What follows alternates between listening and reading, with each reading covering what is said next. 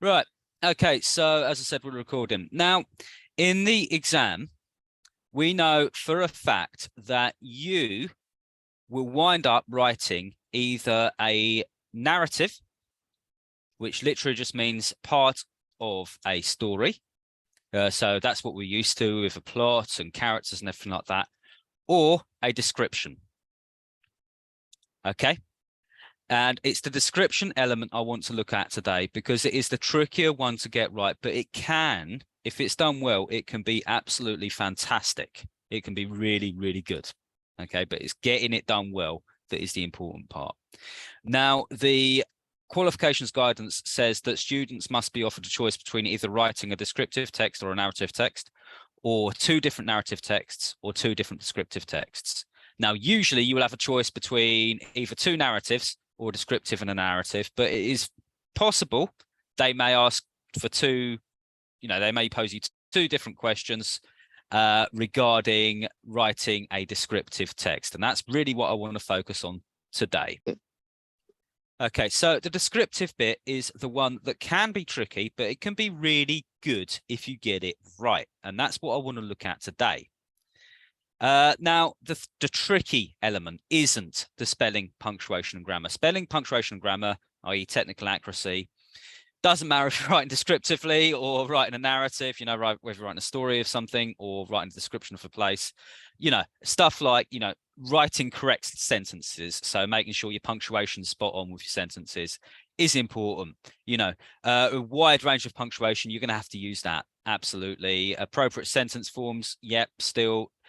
Standard English consistency, with fewer grammatical errors, accuracy in spelling, etc., and extensive and ambitious use of vocabulary. You will need to demonstrate those, and it doesn't really matter whether you're writing narrative or descriptive. You're going to have to do that anyway, and there's not much difference there. What is important here is this bit here, which is your content and communication. And I want to have a look here at the band 3, and I just want to sort of pick some of these apart. Okay, so register essentially means your word choice and your tone and your style. So how you're writing, the words you're using, so the vocabulary you're using, and you need to make sure that is matched to what you're trying to do.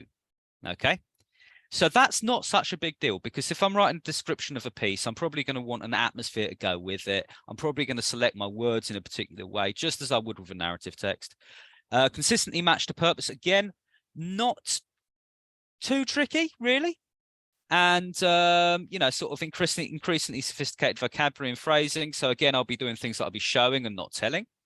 I'll be engaged in all the senses. All those good things that we learned about writing a story, I'm going to also apply to writing a description, and that will be quite a smooth transition. The tricky bit is here. Okay, so effective use of structural features, right? This stuff here, so writing is engaging using a clear range of connected ideas. Okay, this stuff here is all to do with plot and moving a plot onward. Now, how do you do that if you're describing a scene? It's a tricky one, and I'm going to show you guys a little trick here to help with that. So let's have a quick look at this photo here. Now, this is a photo, and you see some mist here. You've got some nice trees. You've got a little tree line here, and in the distance, we can see some houses and some roads, some mountains. Looks like a bit of an overcast day. Right. So how am I going to get a plot into this? Right. So this is how I'd go about it. First things first. And you can, by the way, draw on your exam paper. Okay. You can absolutely draw on your exam paper. Please do so, if it helps. Now, first things first, I'm thinking about what immediately grabs my eye. Well, first off, I like that mist there. So I'm going to circle that mist to start with. What else? Well, we've got the mountains in the background, so I'm going to include that there. I've got something that looks a bit like a town. It might not show up too much on this image as it's a recording. And finally, I've got this little low stone wall here of a sheep. Okay, so just from this image, instead of trying to describe everything at once, my first step here is I'm breaking it down. Okay, so step 1, break it down into 4 or 5 things to focus on. And what this does is this means that when we switch focus, we're showing that we can structure a piece of writing. Okay, because say I'm going from focusing on the mist to focusing on the mountains, for instance, there's going to be some transition there. I'm going to have to demonstrate that I can do that. Whereas if I was just trying to describe everything at once, it'd be this sort of weird hodgepodge of stuff, wouldn't come across so well. So once we've done that, we need to think about the order that we're going to do it in. Okay, so think about the order we're doing this in. Once we've got the order, this further shows we can think about how to structure something to be engaging to the reader. So thinking about it here, I think the main focus of this piece is probably going to be on that lovely valley shrouded in mist. So I'm going to focus on that to start with. So that's going to be my number one. Okay. Number two here, I'm going to focus on that town a little bit as well. Okay. So I want to sort of draw that out. And you know what? I've actually changed my mind halfway through here, really. I think actually number two is probably going to be the mountains.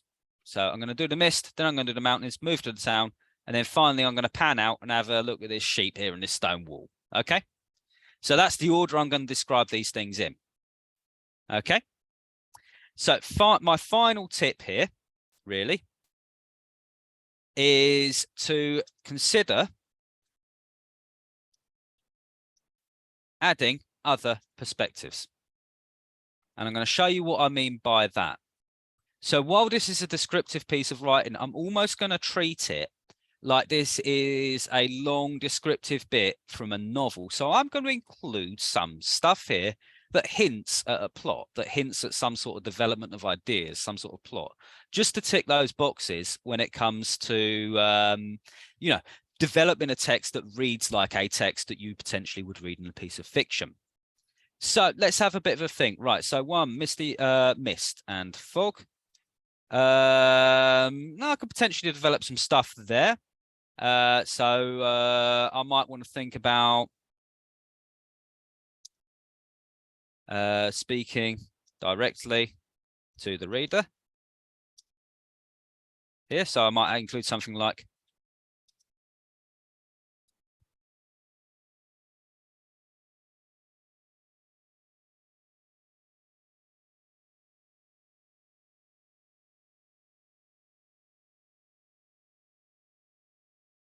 something like that, you know, a bit of a direct address to the reader.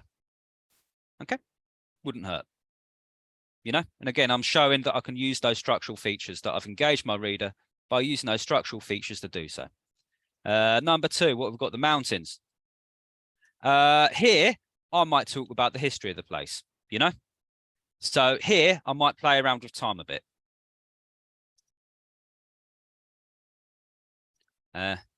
Mention how different the place might have looked when there was loads of mining and quarries. There we go. I could do that, couldn't I? And again, I'm showing there that I'm thinking about a plot, because if this is a longer bit of story, maybe the story could be set in a rundown mining town, you know, that's seen better days. Okay. And I can link these ideas together, really, can't I? Sort of like getting lost, a bit misty, a bit of a deserted mining town. I'm already getting this sort of almost a bit of a spooky theme, really, going. So let's have a look for a bit further. 3 is the town. And this one's a bit easier here, really. So I'm pretty sure I can focus. Maybe a bit of focus on the people living here. It's a run downtown. Has it become a tourist hotspot with the locals priced out by second homeowners? And look, just like that, I've got a bit of tension. And drama comes from tension, you know? So I've introduced, potentially foreshadowed, if this is a longer piece, a bit of tension here between, say, the locals and the tourists that are coming over and buying second homes, you know?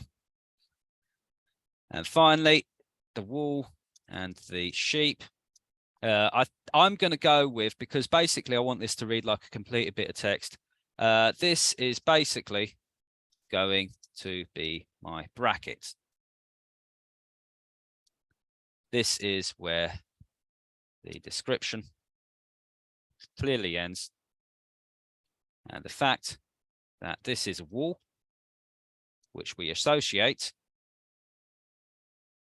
with barriers and division, helps.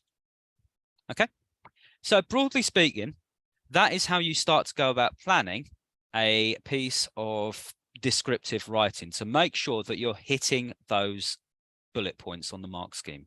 So just to reiterate here, that's the using structural features effectively. That's making sure that your ideas, that firstly, you've got a range of ideas and that they're clearly connected, you know? And that is also to make sure that you've got those discourse markers in your paragraphs, because once you've got those ideas that are connected, the best way to connect them, obviously, is those discourse markers, which we have been looking at a bit. Okay. And again, I'm going to approach this myself. I'm going to start by sitting down. I'm going to sort of circle, and you can do this in the exam paper, don't worry, the bits that I want to focus on, number them, and I'm going to sort of start to sketch out a plan where I'm making sure that I am adding other perspectives. So I could address the reader directly if I'm talking about the mist and the fog. I could play around a bit with time if I'm talking about the mountains. I could talk about the history of the place. Mountains seem obvious for that because mountains are there pretty much forever. I could introduce some tension, some drama if there's a inhabited place here, because people equals drama. And with the wool and the sheep, that strikes me as quite a nice place to end it, because obviously walls and barriers demark things, they mark out beginnings and ends. So metaphorically and literally, it's going to win my piece. So there we go. That is how we go about planning it. Pick 4 or 5 different things to focus on, consider adding other perspectives, and think about the order that you're going to do this in.